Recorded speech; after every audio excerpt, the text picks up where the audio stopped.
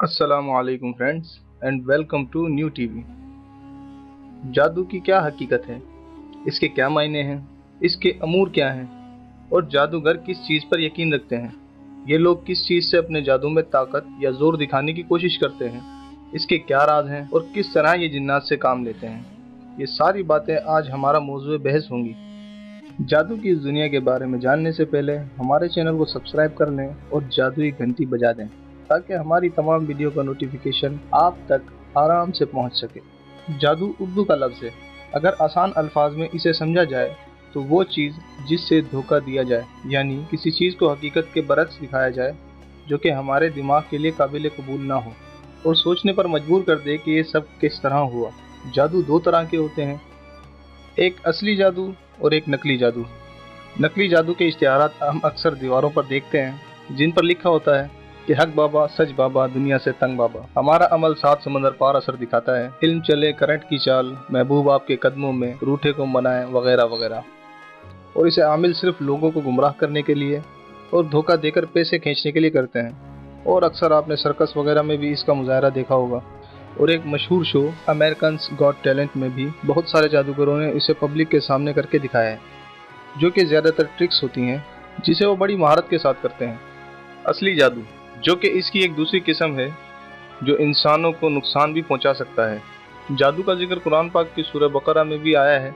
जादू के जरिए ज़्यादातर शौहर और बीवी के दरमियान झगड़े करवा दिए जाते हैं और आपस में इंटरेक्शन ख़त्म हो जाती है और शौहर को अपनी बीवी बदसूरत नज़र आने लगती है।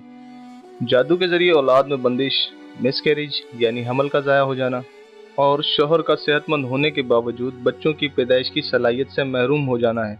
और जादू के असर की वजह से बीमारियां भी समझ नहीं आती, यानी हर तरह का इलाज, हर तरह के टेस्ट करवाने के बावजूद बीमारी वाज़ेह नहीं होती।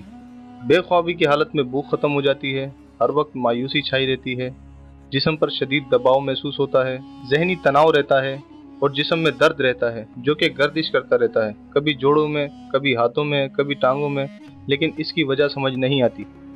और इस हालत में आप जब भी इबादत में मशगूल होंगे, कुरान पाक की तिलावत करेंगे तो बहुत उलझन महसूस होगी। जादू के जरिए जानलेवा हादसात भी शुरू हो जाते हैं, कारोबार में नुकसान होने लगता है। हालांकि बज़ाहिर कारोबार ठीक चल रहा होता है, लेकिन बाद में कारोबार बंद करने की नौबत भी आ जाती है।